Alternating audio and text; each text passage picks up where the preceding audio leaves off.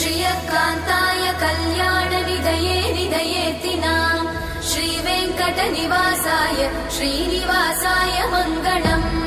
लक्ष्मी सविभ्रमालोकसुभ्रूविभ्रमचक्षुषे चक्षुषे सर्वलोकानां वेङ्कटेशाय मङ्गलम्